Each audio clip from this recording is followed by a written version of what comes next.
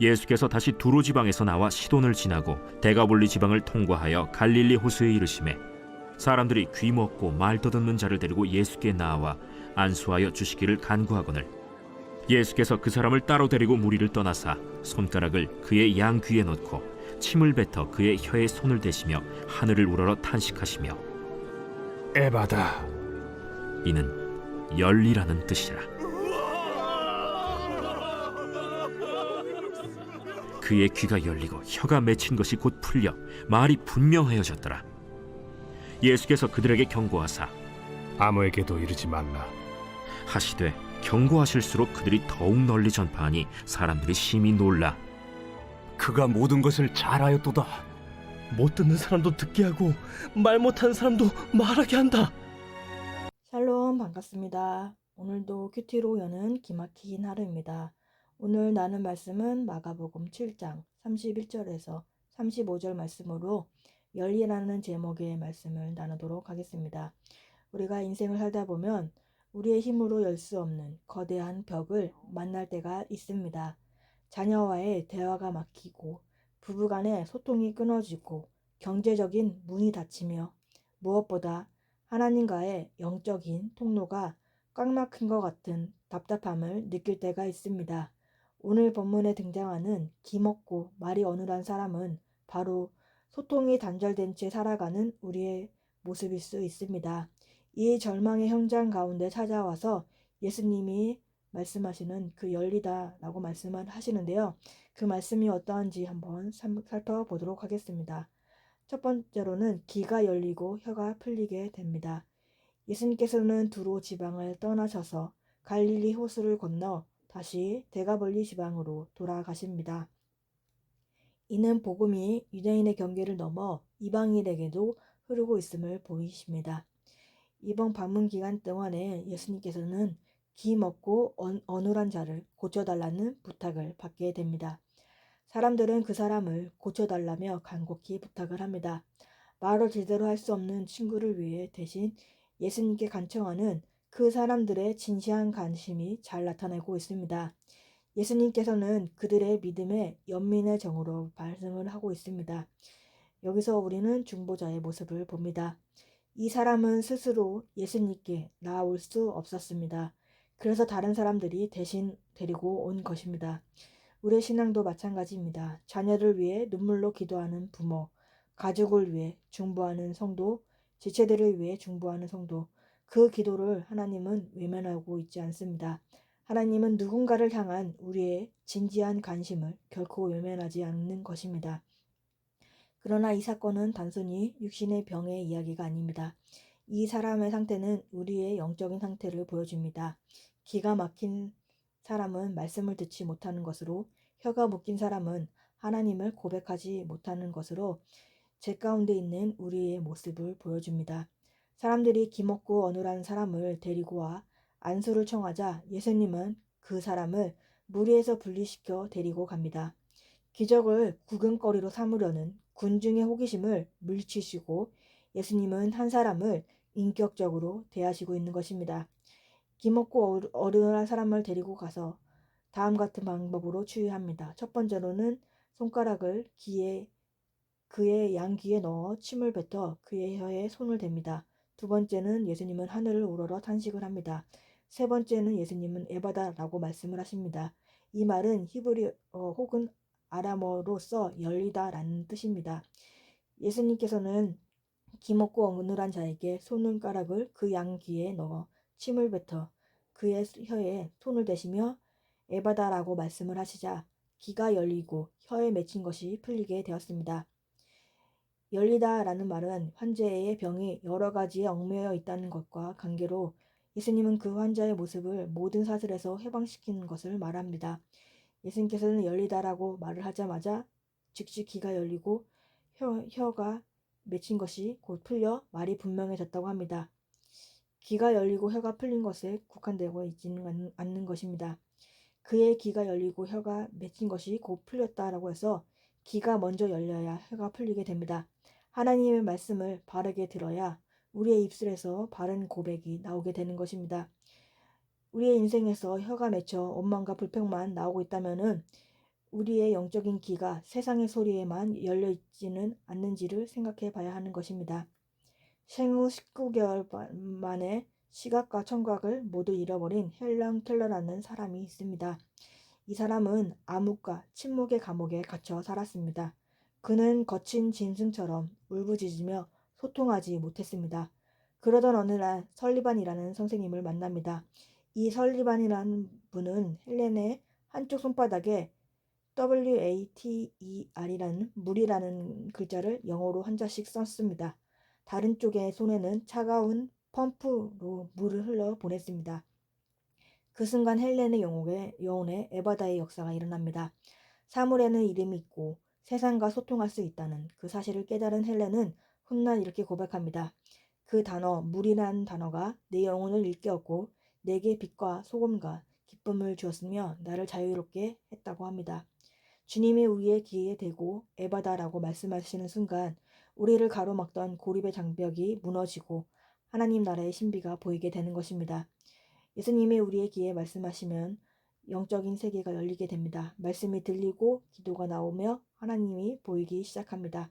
그러기 위해서는 하나님의 말씀을 바르게 들어야 우리 입술에 바른 신앙 고백이 나오게 됩니다.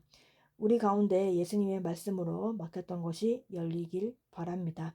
적용 질문으로는 내가 예수님께 데려가야 할 막힌 사람은 누가 있습니까?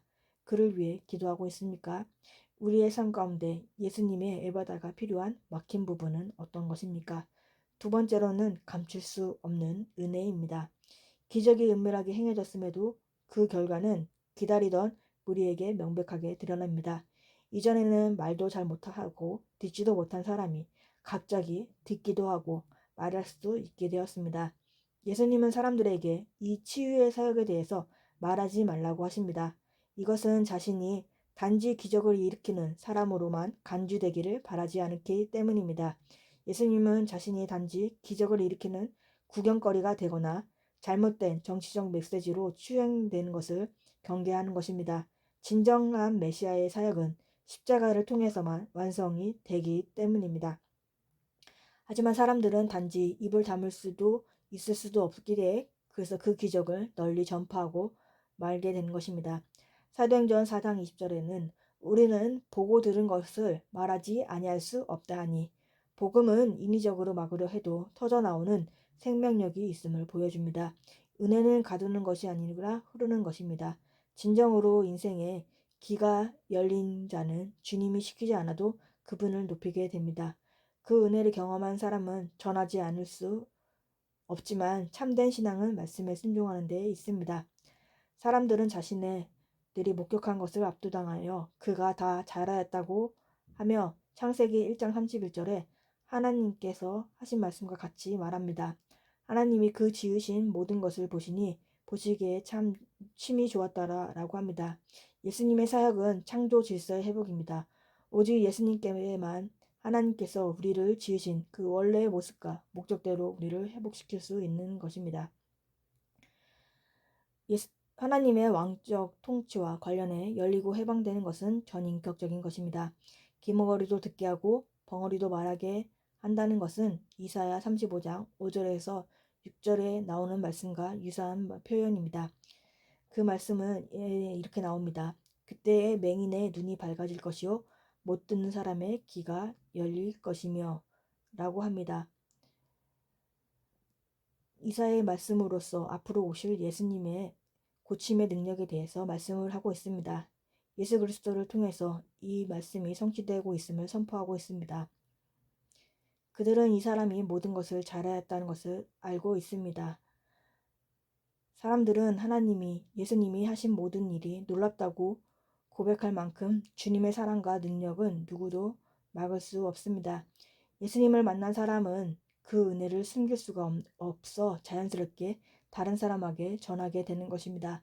주님께 받은 그 은혜를 우리의 유익과 정욕대로 쓰지 않고 주님을 전파하는 데 쓰여야 하는 것입니다. 저에게 에바다로 열려야 할 영역은 아버지의 관계였습니다. 어릴 때부터 아버지는 오빠와 저를 차별하셨고 그로 인해 마음이 닫혀 있게 되었습니다. 겉으로는 아무 문제 없는 것처럼 살았지만 사실은 아버지에 대한 상처를 외면하고 무관심으로 반응하며 살고 있었습니다. 아버지의 암 사건으로 구속사의 말씀을 접하게 되었지만 1년 동안 제 귀는 여전히 귀머거리 상태였습니다. 1년 뒤에 저에게 들린 말씀이 문제를 문제로 여기지 않는 것과 무관심도 죄라는 말씀을 통해 저는 아버지와의 차별의 문제를 문제로 여기지 않았던 것과 무관심으로 반응했던 것을 죄라는 것을 깨닫게 되었습니다. 그리고 그때 처음으로 이 문제를 회피하지 않고 직면하게 됩니다. 아버지와 저 모두 양육과 목장을 통해 말씀의 처방을 받으며 조금씩 관계가 회복되기 시작했습니다. 아버지는 제게 무릎을 꿇고 사과를 하였으며 저는 목장에서 제 의로 버티는 것이 아니라 관계를 위해 싸워야 한다는 권면을 받으며 마음을 열게 되었고 아버지께 처음으로 물었습니다. 왜 오빠만 챙기셨냐며 말을 하며 그동안 닫혀있던 마음이 열리고 대화를 하게 되었습니다. 아버지는 아름다운 작별이라는 글을 통해서 딸에게 진심으로 사과를 표현했고 저는 아버지께 사랑한다는 고백을 하게 되었습니다. 하나님의 말씀을 통해 우리 가족 안에 막혀있던 것이 열리게 되었습니다. 그래서 관계가 회복이 되고 아버지는 천국으로 가셨습니다. 닫혀있던 마음이 열리고 말하지 못했던 관계가 회복되며 화해와 용서의 사건이 일어나게 된 것입니다. 사람이 힘으로서는 열 수 없었던 그 문은 하나님의 말씀으로 여신 것입니다. 우리 가운데도 주님의 말씀으로 그 막혔던 것이 열리는 은혜를 경험하기를 바랍니다. 또한 주님을 만난 사람은 그 은혜를 숨길 수 없고 자연스럽게 다른 사람한테도 전한다고 합니다. 우리도 주님께 받은 그 은혜를 우리의 유익과 정욕대로 쓰지 않고 말씀에 순종하여 주님을 전파하는 데 사용되기 원합니다. 또 우리에게 있는 그 약재료가 다른 사람을 살리는 도구로 사용되기를 바랍니다. 우리가 경험한 이 감출 수 없는 은혜가 우리의 가정과 공동체에 흘러가길 바랍니다.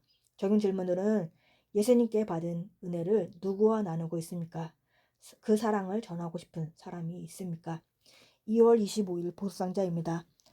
하나님의 것이라고 하면서도 내 것으로 여기기 때문에 마음이 녹습니다. 자식을 하나님의 것이라고 해놓고도 내 것으로 여기기에 성적이 떨어지면 마음이 녹습니다. 남편을 내 것이라고 생각하니 외도를 하고 돈을 안 주면 마음이 녹습니다. 문제는 자식이 남편이 아니라 내 속에 자리한 욕심입니다. 다 같이 기도하겠습니다. 하나님 아버지 감사합니다. 오늘도 말씀에 허락해 주심에 감사합니다. 하나님 우리 가운데 에바다의 은혜가 필요한 막힌 부분이 있습니까? 주님의 말씀의 능력으로 그 막힌 것이 회복되길 바랍니다. 주님의 말씀에 귀를 기울이고 하나님을 고백하는 우리가 되게 하여 주옵소서. 우리의 가족과 지체들 가운데도 막힌 것이 있다면 주님의 말씀으로 에바다의 은혜를 경험하는 가족과 지체들이 되기 바랍니다. 또한 우리가 경험한 이 감출 수 없는 그 은혜가 가정과 공동체에 흘러가기를 바랍니다. 우리의 욕심과 정욕대로 이 은혜를 사용하는 것이 아니라 하나님을 전하는 데 사용하길 바랍니다. 우리에게 있는 이 약재료가 다른 사람을 살리는 도구가 되게 해 주옵시고 우리를 하나님의 증인으로 전파하는 삶을 살게 하여 주옵소서. 다음 세대에게도 복음이 흘러가게 하시고 말씀대로 믿고 살고 누리는 삶을 살게 하시고 세상에 휩쓸려가지 않고 하나님과 공동체에 잘 붙어가는 다음 세대들이 되게 하여 주옵소서. 오늘도 말씀으로 살아가는 하루가 되게 하시고 주님의 은혜를 부어 주옵소서. 예수 그리스도의 이름으로 기도합니다. 아멘.